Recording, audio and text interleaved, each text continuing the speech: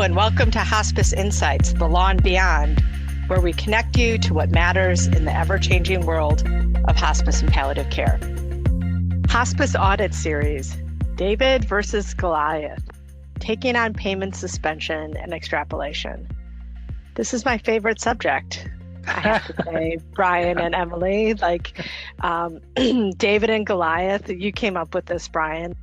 It does feel like when you're battling this, it does feel like David and Goliath, but I think this is what we wanted to share is a case study because we've dealt with these quite a bit, and not to go into all the nuts and bolts of what payment suspension and extrapolation is. I think most of our listeners know what that is. It's the most dreaded of remedies that come from typically it's going to be a UPIC audit, but this was I think we had another recent victory. It was a long haul to get there, but another happy story. But I guess walk us through, Bryan, because this was years in the making. You and I had been working on this case for a very long time. Yeah, that's true. And they say you can't fight City Hall, but we have found a way to be rather successful in the role of David in this David versus Goliath when it comes to these really draconian kinds of enforcement tools that the government uses. And this is timely information because as we were wrapping up what turned out to be almost a complete, I don't think it's almost, it was a complete victory for us. As we were doing that, we were getting more audits in the door that were starting to follow the same path. So this path I'm going to describe, it is being renewed by certain UPICs out there. And we fear that this is going to be another cycle where they start employing these same tactics. So hopefully this will be helpful to see what it takes to get through one of these successfully. It did start a few years ago, and it started somewhat innocuously, a request for a rather small set of patients, which unbeknownst to the hospice at the time, that was a probe sample. And often these auditors, they'll take a small sample of claims as a probe, see what the error rate is, and then if they say the error rate is too high, they will move on to extrapolation and payment suspension. And so this is how this began. Small number of claims. They got the results of that saying, I don't know if it was 100% denial or something like that. But when they got those results, they also got a couple of letters, one saying we're now going to review a statistically valid sample of claims. And the second one is you're on payment suspension. Now, the statistically valid sample of claims is often 30 to 40 claims from a certain time period. They generate an error rate from that and then extrapolate it across your entire patient population for that time period. It turns $30,000 into millions of dollars of an overpayment. Well, and Bryan, a takeaway here for along the way, not that it happened here, but just the critical nature of the mail and who's responding this. And we've covered this in other podcasts, but just because it's directed to medical records doesn't mean it shouldn't be going to the CEO. Like anything that's coming from a government contractor really should be going to compliance, because I think sometimes, as you said, these very small sample sizes seems like, oh, this is really run of the mill. It's not that big of a deal. There's not that much money at stake. It's a month apiece. It's like $20,000 or something. And so I think keeping out for the mail, because all these things are still coming in through the mail.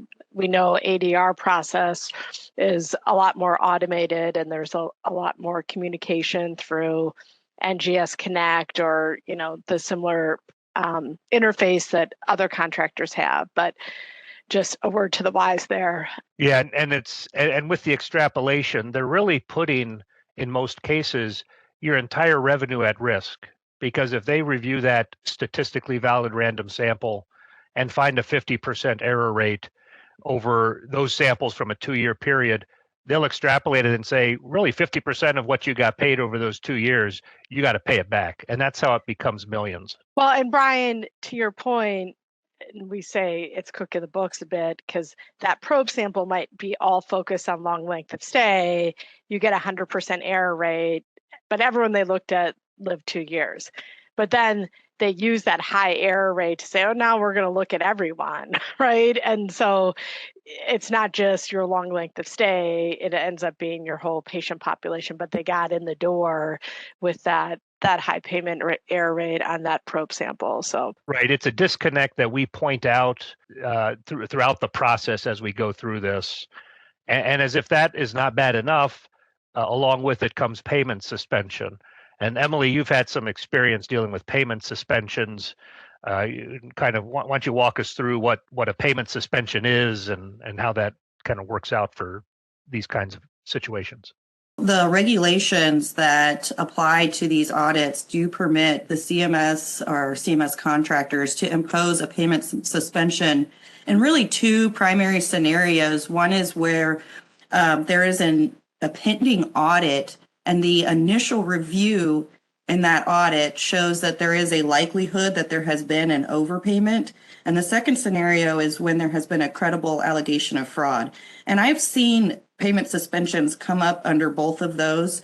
In the situation that we're talking about here, the David versus Goliath situation, our case study, it was a situation where the auditors had gotten some records and had made that determination that there was likely an overpayment. And so that would trigger their authority to impose a payment suspension.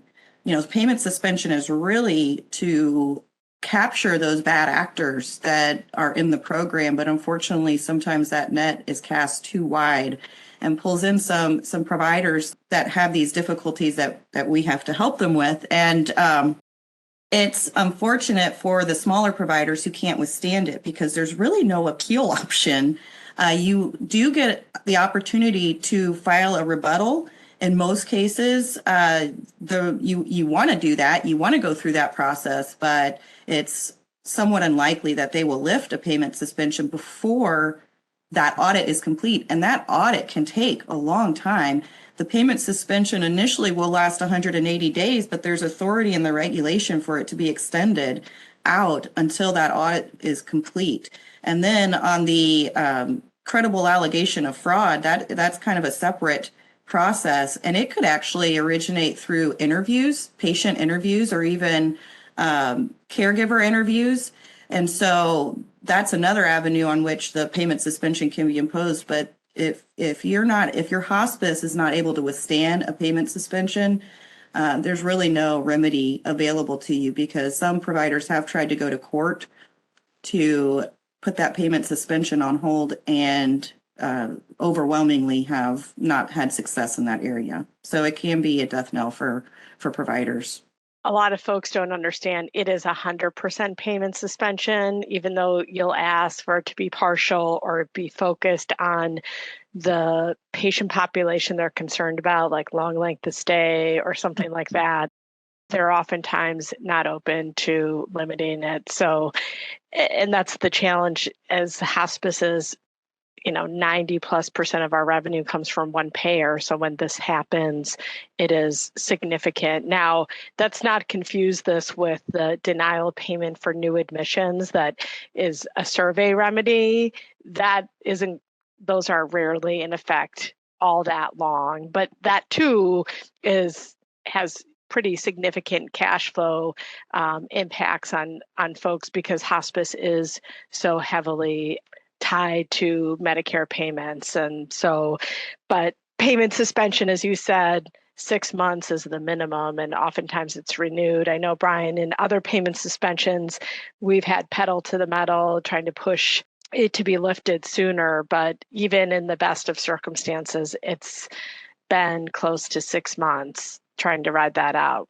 It has been. I think I could recall one case where this was a $40 million potential issue, and we were very persistent with CMS, and they expedited the audit.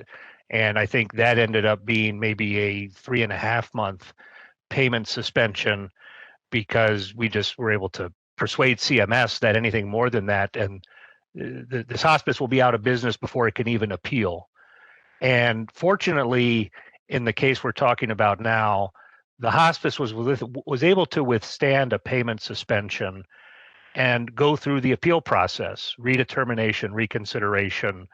And through that process, we were able to develop a lot of arguments and investigate a lot of facts that really undermined the credibility of these auditors' decisions. They were misapplying LCDs or failing to apply LCDs, applying them inconsistently. Their approach to documentation was inconsistent, what they requested versus what they actually reviewed. So there were a number of oddities, which is not, I say oddities, but it's kind of par for the course. There's always a number of unusual or strange or leave us scratching our head kind of things that the auditors do that we make use of during the appeal process. It's a lengthy process which requires this persistence and patience to get through that, but we got through it to the place where we like to go and where we have found most success, and that's the administrative law judge hearing. All the work we did before that kind of teed up the administrative law judge hearing where we had our physician expert, our statistical expert, all our arguments lined up. And then Emily went into that hearing with, I think, a really good preparation strategy. And Emily, why don't you kind of take us through the hearing and outcome? Yeah, sure. The key in this case is the physician expert. You want to have a strong expert to talk about why these patients are eligible. And that's what we did is we found a strong expert who was able to review the information within the time period we were given. So whenever you get a notice of hearing, sometimes you only have 3 weeks to prepare. But fortunately, we had started preparing before we'd even been notified of a hearing. And we worked with that physician closely to talk about how this patient met the LCDs or why this patient might have been eligible despite not meeting the LCD guidelines. And that's really the most important thing when you go into an ALJ hearing is having a very strong physician expert. And you might have a really great physician, hospice physician that you work with every day to certify patients. They may not be the best witnesses. Really takes someone that's able to teach medical concepts to a non-clinician because the ALJs are attorneys. They are not clinicians, and they may have some knowledge, some medical knowledge based on their experience as an ALJ and Medicare hearings. You know, they may have handled hospital cases or skilled nursing cases or even hospice cases. And so they have a little bit of medical knowledge, but sometimes a little bit of medical knowledge can be a bad thing. So it's important to have a physician who can teach certain medical concepts to a non-clinician. And that was, I think, the key to success in this particular case. And in addition, you want to have a physician that can go through the information quickly because you have a lot of, in these extrapolation audits, you'll have a lot of patients that you have to get through quickly. And you don't want to sit there and talk about one patient for the entire day. It's not, the ALJs do not give you enough time to do that. And so you want to have a physician who's able to capture the most important points about each patient in a very quick fashion and get that into the record. Yeah, I think obviously this is a high stakes thing, but I think in general, unless if you're dealing with single claims, just the importance of having a physician being your testifying expert.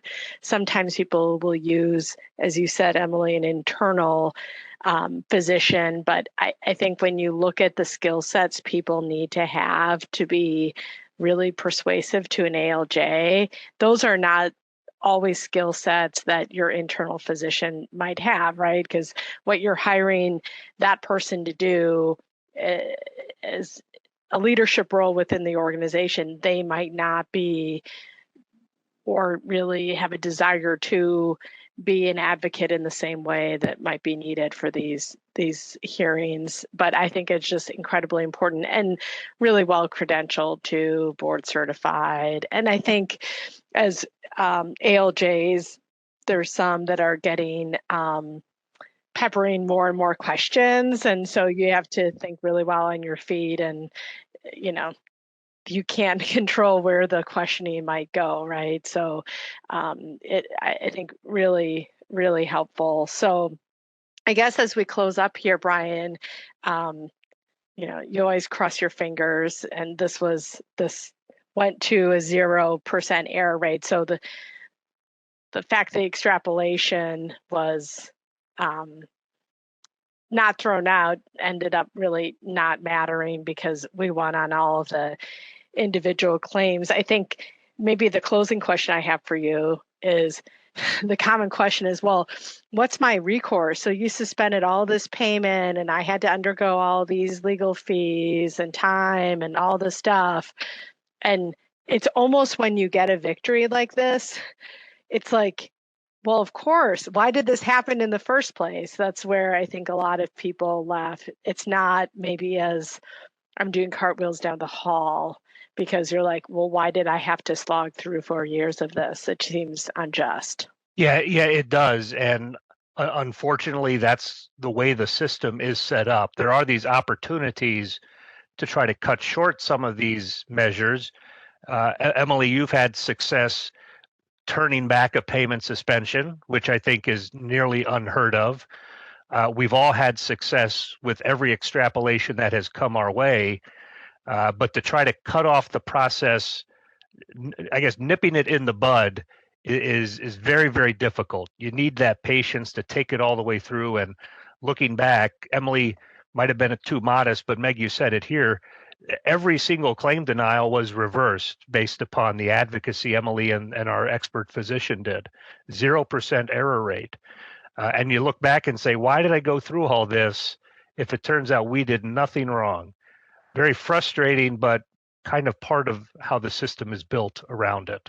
So it'd be nice if there was more recourse or a different kind of recourse that you could obtain. But we like to at least have the victory at the end, to know that we're vindicated and our hospice clients and their staffs and physicians are vindicated. Well, thank you for sharing this happy story. I feel like this was 4 years in the making, right? It didn't start in 2018 or something. So, yeah, it was a long haul to say the least, but great result. So thanks for your hard work and sharing your wisdom today. Sure thing, Meg. Thank you. Thanks, Meg. Well, that's it for today's episode of Hospice Insights, The Law and Beyond. Thank you for joining the conversation. To subscribe to our podcast, visit our website at hushblackwell.com or sign up wherever you get your podcasts. Until next time, may the wind be at your back.